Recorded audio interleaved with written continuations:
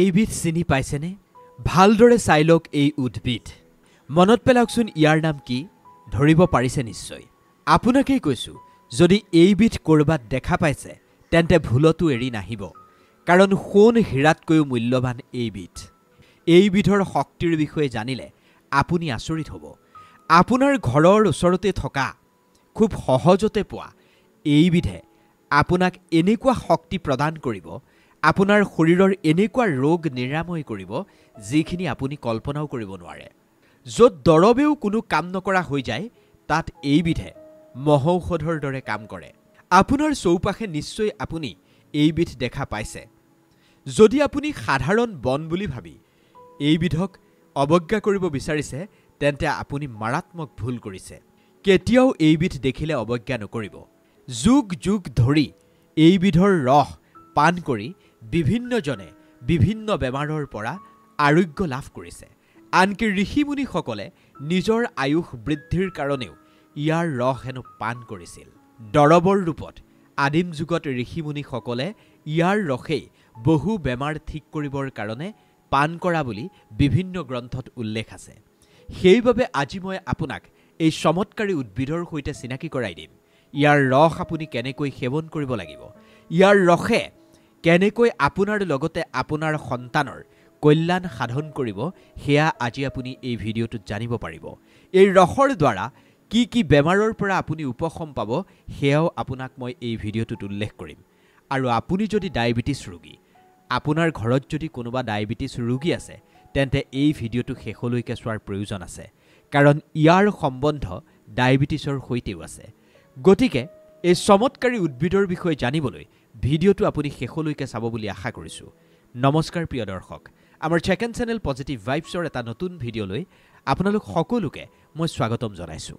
এই উদ্ভিদক মহৌষধ বুলি ক'লেও ভুল কোৱা নহয়। মৰিবলৈ ধৰা মানুহকো হেনো মৃত্যুৰ দুৱাৰদলিৰ পৰা এই উদ্ভিদৰ ৰসে উভতাই আনে বুলি কোৱা হয়। চলাফুৰা কৰিব নোৱাৰাজন, যাৰ বিচনাখনেই অন্তিম সংগী, সেইজন মানুহকো হেনো বিচনাৰ পৰা উঠাই দিয়াত মুখ্য ভূমিকা লয় এই উদ্ভিদৰ ৰসে। ভালকৈ এবাৰ চিনি লওক। যদি আপুনি চিনি পাইছে কমেণ্ট কৰি আমাক জনাবলৈ নাপাহৰিব। চহৰ মহানগৰ সকলোতে খুব সহজেই এইবিধ আপুনি লাভ কৰিব। যিসকল মহানগৰীত থাকে তেওঁলোকৰ বহুতেই ঘৰৰ টাবত বা ছাদত এই উদ্ভিদ ৰোপণ কৰি লৈছে। বিভিন্ন শাক বিক্ৰী কৰা দোকানতো এই উদ্ভিদ আপুনি পাব। কেৱল আপুনি চিনি লোৱাটো খুবেই জৰুৰী। ইয়াৰ চমৎকাৰী গুণৰ বিষয়ে জানিলে আপুনি সঁচাকৈ আচৰিত হ'ব। এক দিব্য ঐশ্বৰিক গুণ আছে এই উদ্ভিদৰ। আয়ুৰ্বেদে ইয়াক অমৃত বুলি কৈছে। মৰিবলৈ ধৰা জনকো হেনো জীয়াই তুলিব পাৰে এইবিধে। যিজনৰ শৰীৰত শক্তি নাই, যিজন বহুত বেছি দুৰ্বল, যাৰ স্মৃতি শক্তি একেবাৰে দুৰ্বল হৈ গৈছে, সেইজনৰ বাবে কায়কল্প বুলি কোৱা হৈছে এই উদ্ভিদক। উদ্ভিদ মানে অসমীয়া মানুহে ইয়াক শাক হিচাপে ব্যৱহাৰ কৰে। এই শাকবিধে মানুহৰ শৰীৰত বল বৃদ্ধি কৰে, মানুহক শক্তি যোগায়। প্ৰাচীন গ্ৰন্থ বেদ পুৰাণত এই উদ্ভিদৰ কথা উল্লেখ আছে। ইয়াৰ ৰস পান কৰিলে হেনো শৰীৰৰ জড়তা দূৰ হৈ পৰে, বৃদ্ধ শৰীৰো হেনো ডেকা মানুহৰ দৰে হৈ পৰে। দেৱী দেৱতা ঋষিমুনিয়ে হেনো নিজৰ আয়ুস বল বৃদ্ধিৰ বাবে ইয়াৰ ৰস পান কৰিছিল।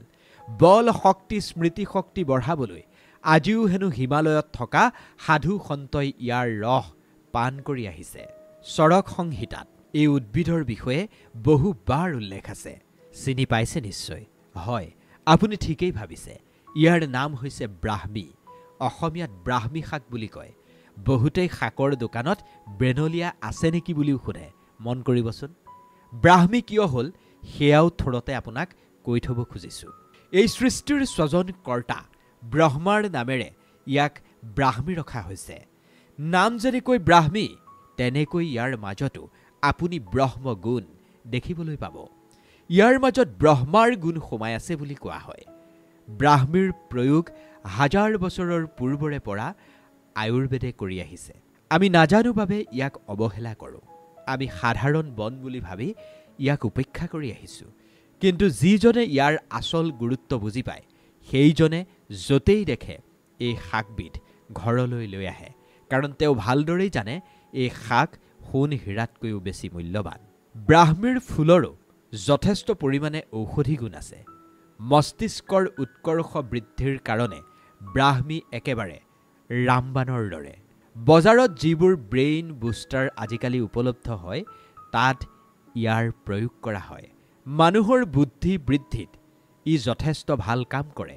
এই ভিডিঅ'টো আপুনি অতি গুৰুত্ব সহকাৰে চোৱাৰ প্ৰয়োজন আছে, কাৰণ ইয়াৰ আচল গুণাগুণৰ বিষয়ে যদি আপুনি নাজানে তেন্তে ইয়াৰ উপকাৰিতাখিনি কেতিয়াও আপুনি লাভ নকৰিব। এই ব্ৰাহ্মী আপুনি কেনেদৰে ব্যৱহাৰ কৰিব লাগিব সেই বিষয়েও আপুনি জানি লোৱাটো খুবেই জৰুৰী। আয়ুৰ্বেদ চিকিৎসা বিজ্ঞানৰ চৰক সংহিতাত আজিৰ পৰা কেইবা হাজাৰ বছৰ আগতে মহৰ্ষি চৰকে ব্ৰাহ্মীক বলবৰ্ধক, ৰসায়ন আৰু প্ৰজাস্থাপক অৰ্থাৎ গৰ্ভৱতী মাতৃয়ে সেৱন কৰিলে গৰ্ভস্থ সন্তানৰ কাৰণে বিশেষ লাভজনক বুলি উল্লেখ কৰিছে। কেৱল ঔষধি গুণেই নহয়, আজি আমি আপোনাক ইয়াৰ ধাৰ্মিক মহত্বৰ বিষয়েও এই ভিডিঅ'টোত উল্লেখ কৰিম। ইয়াৰ কোন অংশ ঔষধত কাম আহে সেয়াও আপুনি জানিব পাৰিব। যদি ছমাহ গাখীৰৰ লগত ব্ৰাহ্মীৰ চূৰ্ণ মিহলাই আপুনি খোৱা আৰম্ভ কৰে তেন্তে আপুনি ভূত ভৱিষ্যত সকলো জানি যাব পাৰিব বুলি বহুতেই দাবী কৰে। অৰ্থাৎ ইয়াৰ দ্বাৰা এইটো কোৱা হৈছে ব্ৰাহ্মীৰ শক্তি ইমান বেছি প্ৰবল, ই মানুহৰ স্মৃতিশক্তিৰ দূৰত্ব বিকাশত কাম কৰে। ব্ৰাহ্মীয়ে হাৰ্টৰ সমস্যা ঠিক কৰে। আপোনাৰ ঘৰত যদি কোনোবা হৃদৰোগত আক্ৰান্ত ৰোগী আছে তেন্তে এই ব্ৰাহ্মী তেওঁলোকৰ বাবেও যথেষ্ট গুৰুত্বপূৰ্ণ। ব্ৰাহ্মী এবিধ এনেকুৱা ঔষধি গুণ থকা শাক যাক হাৰ্টৰ সৈতে জড়িত যিকোনো বেমাৰৰ কাৰণে ব্ৰহ্মাস্ত্ৰ বুলি ক'লেও ভুল কোৱা নহ'ব, কাৰণ ব্ৰাহ্মীত এণ্টি অক্সিডেণ্ট আৰু এণ্টি ইনফ্লমেটৰী গুণ প্ৰচুৰ পৰিমাণে পোৱা যায়।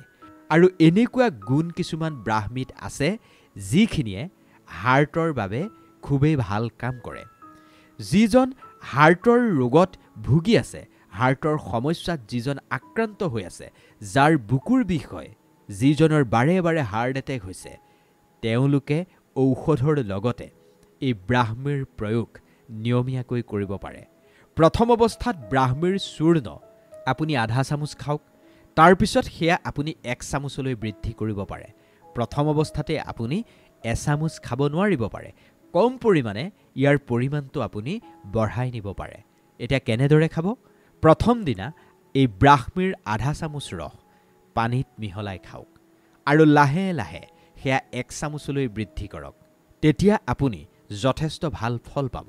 মই যে প্ৰথমেই কৈছিলোঁ ডায়েবেটিছৰ লগত এই ব্ৰাহ্মী শাকৰ এটা সম্বন্ধ আছে, অৰ্থাৎ ডায়েবেটিছ ৰোগ ঠিক কৰাৰ বাবেও ই যথেষ্ট লাভজনক। যিসকল ডায়েবেটিছত আক্ৰান্ত তেওঁলোকৰ ছুগাৰ লেভেল নৰ্মেল কৰি ৰাখিবলৈ এই ব্ৰাহ্মী ৰামবাণৰ দৰে। বিশেষকৈ টাইপ 2 ডায়েবেটিছ যিসকলৰ আছে তেওঁলোকৰ বাবে ব্ৰাহ্মী হৈছে খুবেই উপকাৰী। এই ব্ৰাহ্মী যদি সেৱন কৰে মানে ডায়েবেটিছ ৰোগীসকলে, তেতিয়া ছুগাৰ সদায় আপোনাৰ নিয়ন্ত্ৰণত থাকিব, কাৰণ ছুগাৰ নিয়ন্ত্ৰণত ৰাখিব পৰা গোটেইকেইটা গুণ এই ব্ৰাহ্মীত সোমাই আছে। ব্ৰাহ্মী যেতিয়া আপুনি নিয়মিতভাৱে সেৱন কৰিব, আপোনাৰ শৰীৰত ইনচুলিনৰ মাত্ৰা ই নিয়ন্ত্ৰণ কৰি ৰাখিব। পুৱাৰ ভাগত ডায়েবেটিছ ৰোগীসকলে ইয়াৰ পাউডাৰ নিয়মিত 3 মাহ সেৱন কৰিলে বহুত বেছি ভাল ৰিজাল্ট পাব। যিকোনো আয়ুৰ্বেদিক দোকানত আপুনি ব্ৰাহ্মী চূৰ্ণ পাই যাব। 3 মাহ সেৱন কৰি চাওক, আপুনি যথেষ্ট ভাল ফল পাব। আপুনি ব্ৰাহ্মী খোৱাৰ পূৰ্বে আপোনাৰ ছুগাৰ এবাৰ পৰীক্ষা কৰক আৰু ব্ৰাহ্মী 3 মাহ খোৱাৰ পিছত আপুনি ছুগাৰ পৰীক্ষা কৰি চাব, নিশ্চয় পাৰ্থক্য আপুনি দেখিবলৈ পাব। আপোনাৰ ছুগাৰ নিশ্চিতভাৱে নিয়ন্ত্ৰণলৈ আহি যাব। যিসকলৰ মৃগী ৰোগ আছে, চিজাৰ এটেক যাৰ আহে, তেওঁলোকৰ কাৰণেও এই ব্ৰাহ্মী খুবেই বেছি উপকাৰী বুলি কোৱা হৈছে। আয়ুৰ্বেদৰ মতে ব্ৰাহ্মীয়ে শৰীৰৰ নাৰ্ভবোৰ শক্তিশালী কৰে। যাৰ মৃগী ৰোগ আছে, যাৰ চিজাৰ এটেক হয়, এইবোৰ নাৰ্ভৰ সৈতে জড়িত, সেইবাবে ব্ৰাহ্মীয়ে খুবেই ভাল কাম কৰে এনে ৰোগীক ঠিক কৰাৰ বাবে। মৃগী ৰোগীসকলে দৈনিক সেৱন কৰা দৰৱৰ সমান্তৰালকৈ যদি ব্ৰাহ্মী খাব পাৰে তেন্তে তাৰ পৰা আপুনি খুব এটা ভাল ৰিজাল্ট পাব। কেনেকৈ খাব? আধা কাপ কুহুমীয়া পানীৰ লগত আধা চামুচ ৰাতিপুৱা আৰু আধা চামুচ পিছবেলা ব্ৰাহ্মীৰ চূৰ্ণ খাব। 2 পৰা 3 মাহলৈকে আপুনি খাই চাওকচোন। ভাল ৰিজাল্ট নিশ্চিতভাৱে পাবই। বিশেষকৈ ব্ৰাহ্মীয়ে মানুহৰ বুদ্ধি বহুত বেছি প্ৰখৰ কৰে। মগজুৰ বৃদ্ধিৰ কাৰণে ব্ৰাহ্মী খুবেই উপকাৰী। বেছিভাগ মাক বাপেকে নিজৰ সন্তানৰ মানসিক শক্তি বৃদ্ধিৰ কাৰণে, পঢ়া শুনাখিনি ভালদৰে মনত ৰবৰ কাৰণে এই ব্ৰাহ্মী খাবলৈ দিয়া দেখা যায়। এইখিনি হৈছে ব্ৰাহ্মীৰ ঔষধি গুণ।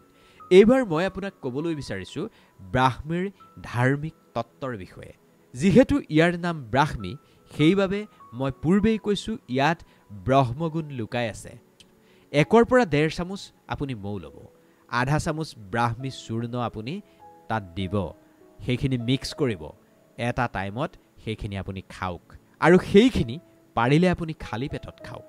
নহ'লে কিবা খোৱাৰ পিছত আপুনি 2 ঘণ্টা পেটটো খালী কৰি ৰাখি এইখিনি খাব লাগিব।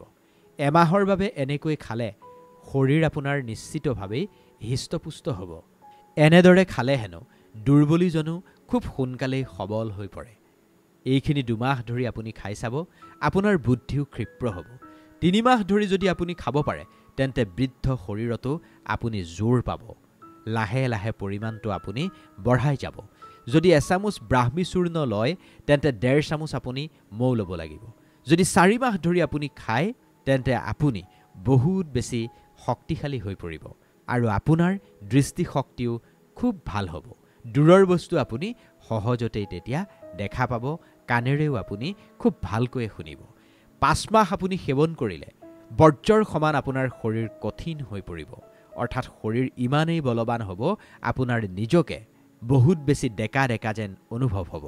আপোনাৰ এনেকুৱা লাগিব আপুনি যেন গোটেই পৃথিৱীখনেই জয় কৰিব পাৰিব। বিশেষজ্ঞসকলে কৈছে এয়া নিয়মিত যদি আপুনি 6 মাহ ধৰি খাই থাকিব পাৰে, তেন্তে আপুনি হাতীৰ সমান বল লাভ কৰিব পাৰিব।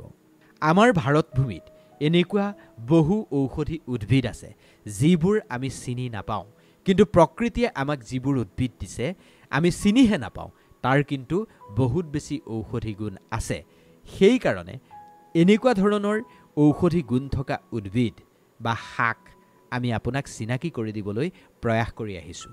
আজি ব্ৰাহ্মীৰ সৈতে আপোনাক চিনাকি কৰি দিলোঁ।